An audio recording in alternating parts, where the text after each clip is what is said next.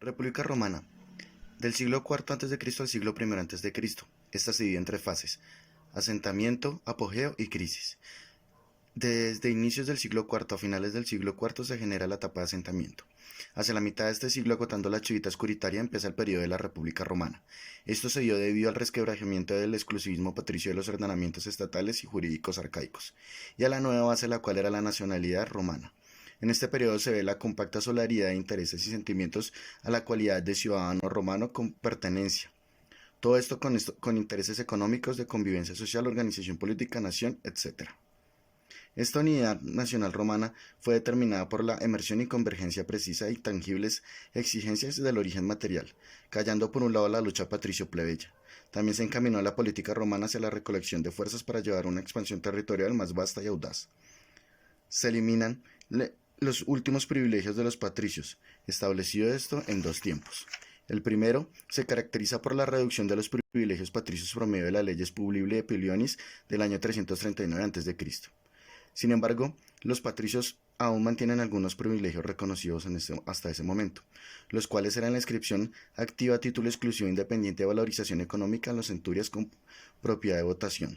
Tenían exclusividad en el cargo de praetorio, contribuciones jurisdiccionales en las leyes entre ciudadanos, también de censores y edil curul. Conservan algunos colegios sacerdotales.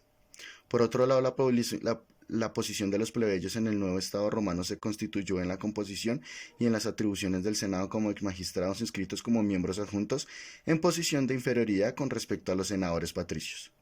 Con el plebeyo Publito Quirione en el año 339 a.C. consiguieron el consulado y luego la dictadura, proponiendo tres leyes, las Publili et Filionis, las cuales les daban mucha fuerza política. En el segundo tiempo busca la eliminación total de los últimos privilegios de los patricios. Los plebeyos logran concesiones importantes en las tres providencias de gobierno. La primera, la lex Orinian, transfiriendo a los senadores a la función de escoger al Senado. La segunda, la fiel lex Oculian, promoviendo el ingreso de los plebeyos a los colegios sacerdotales. Y la tercera fue la lex Hortensa Plebitas, donde se estableció que los plebiscitos tengan valor obligatorio y cumplimiento obligatorio para todo el pueblo romano.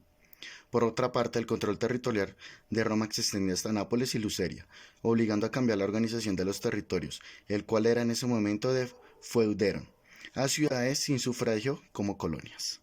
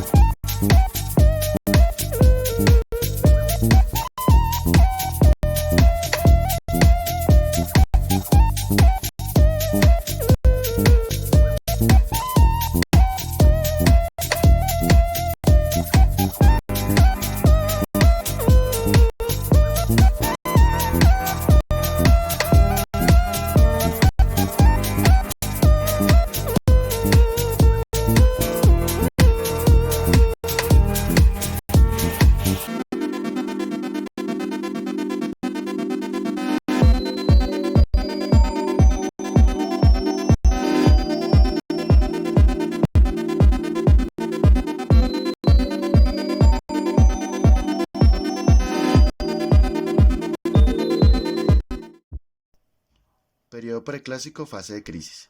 Después de las guerras de Oriente y Occidente se comienza a manifestar de manera premonitoria la crisis del imperio con las siguientes causas: la inadecuación de su ordenamiento político respecto a la función de una nueva y durable organización imperial por la ineficiencia ante las conquistas y el cambio económico, social y cultural. Otra causa es la económica tradicional, que era la base formal de la organización política, militar y social que estaba ya en decadencia.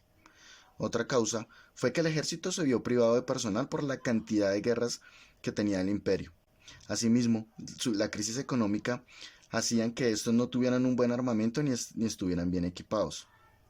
El éxodo rural de la vieja clase agrícola hacia la urbe en busca de una fortuna a fácil precio hacía que se cayeran los comicios.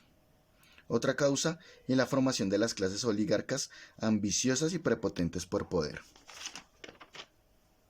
Una nueva causa es la lucha de poder entre las clases sociales, las nobilitas nobles y los innobles, estas dos sometiendo a los proletarios.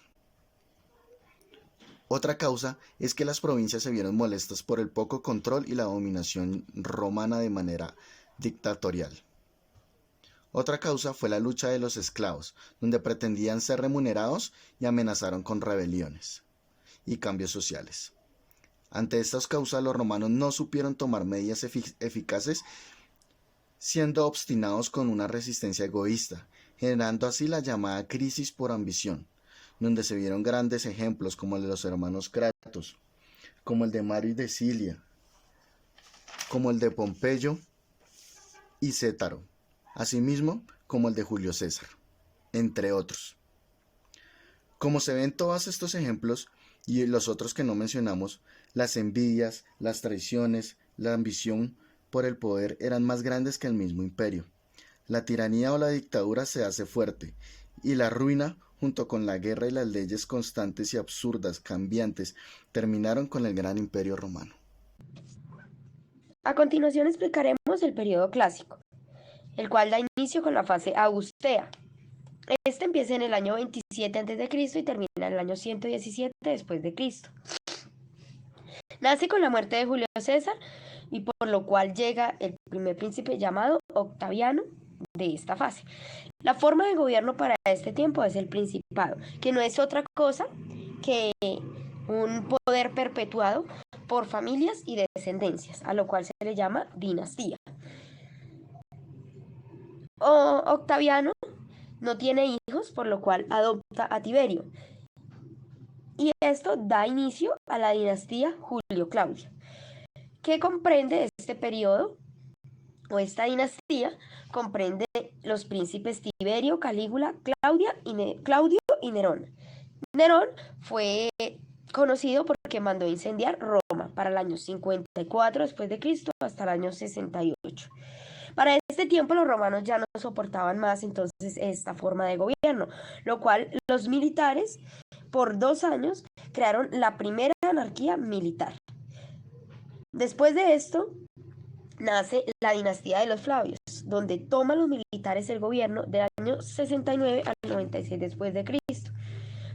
Se conoce entre ellos 3 militares muy reconocidos, los cuales son Vespasiano, Tito y Domiciano. El gobierno de Domiciano fue un gobierno pésimo, del cual nace otra vez el deseo del pueblo de estar aburridos o de estar en desacuerdo con dicha dinastía, y nace entonces la dinastía antonina, lo cual no voy a explicar porque hace parte de la fase adrianea.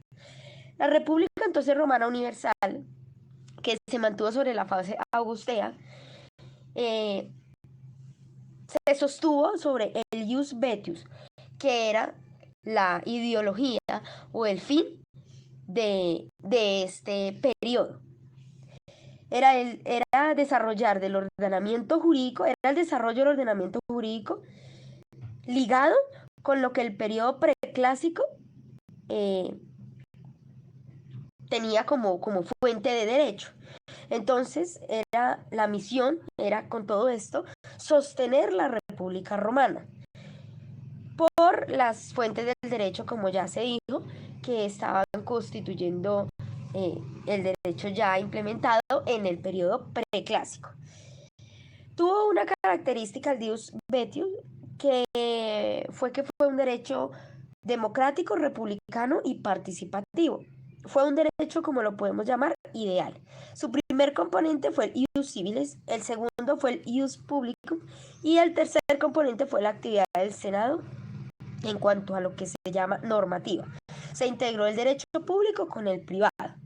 Hubieron otros 3 componentes que no son tan importantes, pero son necesarios o fueron necesarios. El ius honorarium, que fue la actividad de los magistrados y sus edictos, los colegios sacerdotales que ayudaron en la religión y la jurisprudencia.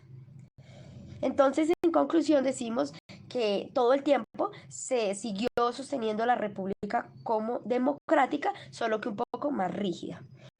más restringida. Para eso daremos paso a la siguiente fase adrianea.